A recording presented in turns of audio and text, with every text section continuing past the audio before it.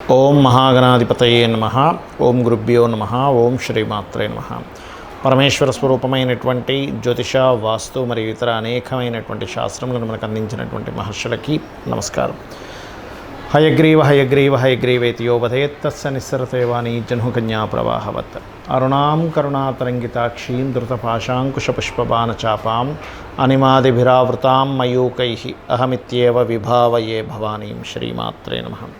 ప్రేక్షకులకి ఆ లలితాంబిక అమ్మవారి యొక్క అనుగ్రహం పరిపూర్ణంగా కలగాలని మనస్ఫూర్తిగా కోరుకుంటూ మనం ఈరోజు చెప్పుకోబోయేటువంటి టాపిక్ ఏమిటి అంటే జూన్ 5, 6 తారీఖులు పర్టికులర్గా ఈ యొక్క 5 గ్రహాలు పర్టికులర్గా పంచగ్రహ కూటమి అంటారు. అంటే గురువు, శుక్రుడు, రవి, బుధ, చంద్రుడు. చంద్రుడు ఆ 5, 6 తారీఖులు వృషభంలో ఉన్నందుకు 5 గ్రహాలు అవుతున్నాయి. దాని తర్వాత 7వ తేదీ నుంచి చంద్రుడు ఎప్పుడైతే జరిగిపోతాడో 4 గ్రహాలు ఉంటాయి. అవి కొద్ది కాలం ఒక 10-12 రోజుల్లో మళ్ళీ అవి కూడా డిస్పస్ అంటే ఎక్కడికక్కడ అట్లా విడిపోవడం జరుగుతూ ఉంటుంది. 15వ తేదీకి రవి మారిపోవడము అలా మారడం అనేది జరుగుతుంది. అయితే ఈ పంచగ్రహ కూటమి జరగడం ఒక ఎత్తు అయితే కుజుడు తన ఓన్ హౌస్లోని, శని తన ఓన్ హౌస్లో ఉంటున్నారు. అయితే చాలామంది ఏంటంటే ఈ పంచగ్రహ కూటమి వల్ల ఏదో విపత్తు రాబోతుంది, పంచగ్రహ కూటమి వల్ల ఏదో జరుగుతుందేమో, 12 రాసుల వారికి అలా అవుతుంది ఇలా అవుతుంది అనుకుంటున్నారు. కానీ నేను చెప్పేది ఒకటే, ఇది పంచగ్రహ కూటమి వల్ల కాదు. ఏదైనా అంటే యుద్ధ సంబంధించినవి ఏవైనా సరే వచ్చినా కూడా మనకి ఈ సంవత్సరం మొదలవడమే క్రోధినామ సంవత్సరము అనేది. అంటే గొడవలు, క్రోధము, గొడవలు, ఒకరి మీద ఒక ద్వేషాలు, వీటి వల్ల సంభవిస్తున్నటువంటి అంశం. కాబట్టి ఇది సంవత్సరం, తెలుగు సంవత్సరంకి వచ్చినటువంటి నామముకున్నటువంటి సంబంధం ఒకటి. కుజుడు తన ఓన్ హౌస్లో ఉంటున్నాడు, ఫైరీ సైన్ అంటారు. అంటే గొడవలకి కారక స్థాన సంబంధంగా అక్కడ ఓన్ హౌస్లో ఉన్నాడు. శని తన ఓన్ హౌస్లో ఉండి శని యొక్క దృష్టి కుజుడి మీద ఉంది. అలా ఎప్పుడైతే శని యొక్క దృష్టి కుజుడి మీద ఉండి కుజుడు అలా ఉన్నాడో అది మెయిన్గా కారణమవుతూ ఉంటుంది. మరి ఇది 12 రాసుల వారికి ఏ విషయాల్లో జాగ్రత్తగా ఉండాలి, 12 లగ్నం ఆ రాశి వారికి ఏ విషయాల్లో బాగుంటుంది అనేటువంటి విషయాలు ఇప్పుడు మనం తెలుసుకుందాం.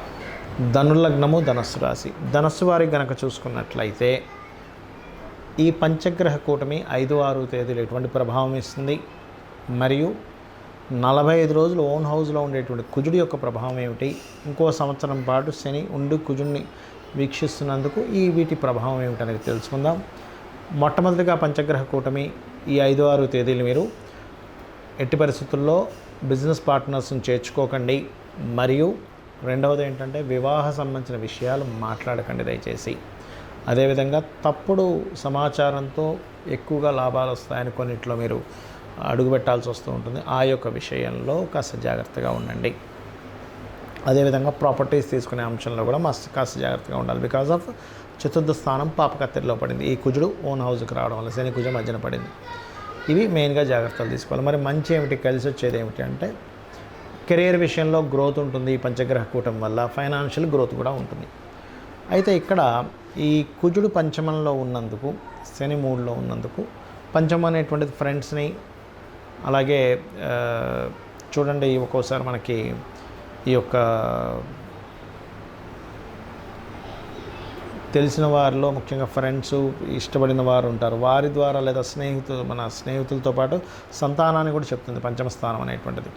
కాబట్టి ఈ సంతానంతో తెలియని ఒక ఘర్షణ వాతావరణం ఇస్తుంది. లేదా ప్రేమించిన వారితో ఇట్లాంటి ఘర్షణ వాతావరణం పంచమంలో ఉన్నందుకు, కమ్యూనికేషన్ హౌస్లో శాటర్న్ ఉన్నందుకు, ఆ వీక్షణ వల్ల, ఈ మీడియేటింగ్ వల్ల, కమ్యూనికేషన్స్ అవతల వాళ్ళు ఏదో చెప్తే మధ్యలో ఉండే వాళ్ళు ఇంకొకటి వక్రించి చెప్పడం వల్ల కలిగేటువంటి ఫలితాలు ఉంటాయి ఇక్కడ. ఇక మీరు చేయవలసినటువంటి దేవత ఆరాధన ఏమిటి చూసుకున్నట్లయితే లక్ష్మీ నృసింహస్వామి యొక్క ఆరాధన చేసుకోండి. ఈ లక్ష్మీ నృసింహస్వామి కరావలంబ స్తోత్ర పఠనం చేయండి.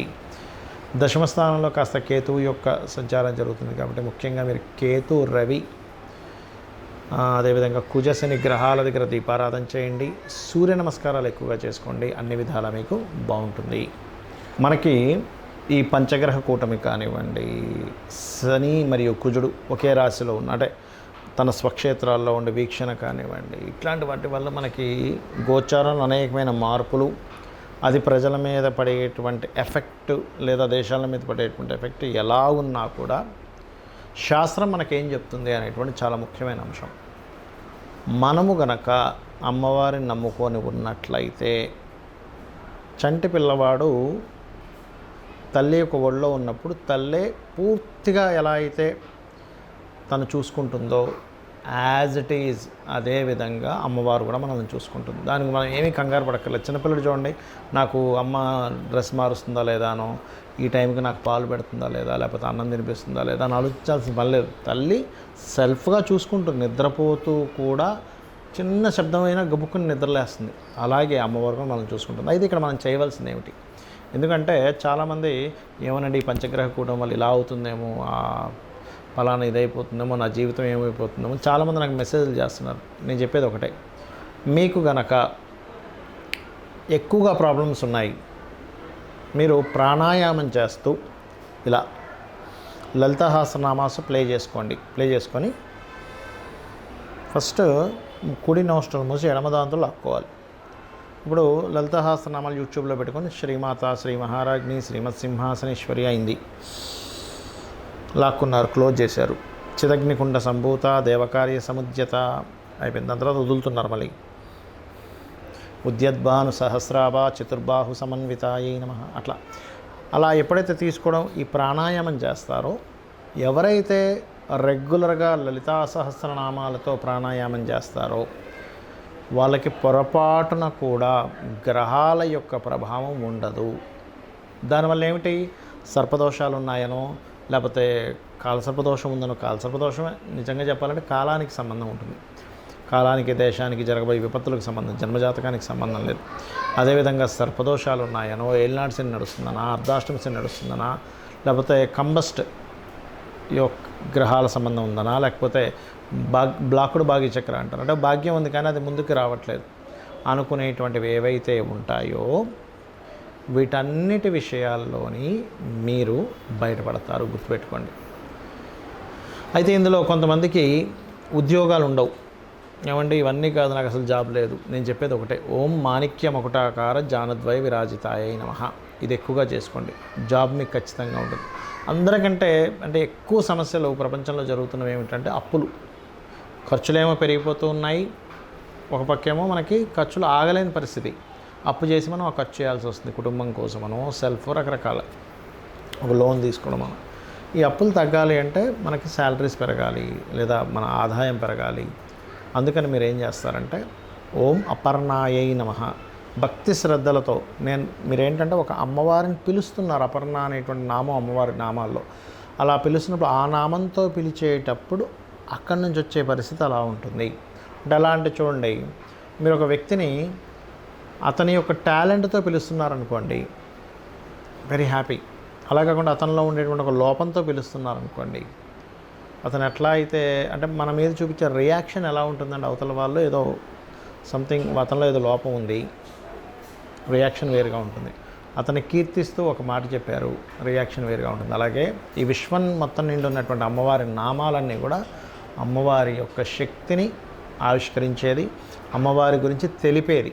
కాబట్టి అమ్మవారి యొక్క సహస్రనామాల్లో లలితా సహస్రనామాలు అంటారు. అందుకే సహస్ర రహస్యనామాలు. ఎందుకు రహస్యనామాలు అంటే అవి అపౌరుషములు, ఎవరో రచించినటువంటివి కాదు. ఒకటే గుర్తుపెట్టుకోండి, అవి వసిన్యాది వాగ్దేవతలు అమ్మవారిలో నుంచి తెల్లటి కిరణాలుగా బయటికి వచ్చినప్పుడు ఆ యొక్క నిండు సభలో చెప్పినటువంటివి. కాబట్టి ఓం అపర్ణాయ నమః అప్పులు తీరుస్తుంది. అదేవిధంగా ఓం సంపత్కరీ సమారూఢ సింధుర వ్రజ సేవితాయ నమః చేస్తూ ఉన్నాడు. అంటే ఈ ప్లానటరీ పొజిషన్స్ వల్ల మరి కొంతమంది ఏమండి ఇప్పుడు విదేశాలకు వెళ్ళొచ్చా వెళ్ళకూడదా అని కూడా అడుగుతూ ఉన్నారు. నేను చెప్పేది ఒకటే, మీ యొక్క జన్మజాతకంలో కనుక 12వ స్థానం బాగా పాడైంది, ఇప్పుడు గోచారంలో కూడా 12వ స్థానం పాడయ్యే దశలు నడుస్తున్నాయి, అప్పుడు మాత్రం విదేశాలకు వెళ్ళడం వల్ల ఇబ్బంది ఉంటుంది. అది లేదు, ఏ ఇబ్బంది ఉండదు. మీకు ప్రపంచవ్యాప్తంగా ఎన్ని మార్పులు జరుగుతున్నా అక్కడికి వెళ్ళిన వారు వెళ్తూ ఉంటారు, చక్కగా వాళ్ళ యొక్క లైఫ్ స్టైల్ని కొనసాగిస్తూ ఉంటారు విదేశాల్లో. ఎందుకంటే విదేశాల్లో జనాలు ఉండరా, చాలామంది ఏంటంటే ఏమో అక్కడికి వెళ్తే ఇరుక్కుపోతామేమో, ఏదో అయిపోతుందేమో. బయట దేశాల్లో కూడా కొన్ని కోట్ల మంది ప్రజలు బ్రతుకుతున్నారు, ఇది మనం అర్థం చేసుకోవాలి. అంతేగాని అక్కడికి వెళ్ళి ఏదో అయిపోతుందేమో, ఇక్కడికి వెళ్తే ఏదో అయిపోతుందో భయంలో బ్రతకకండి.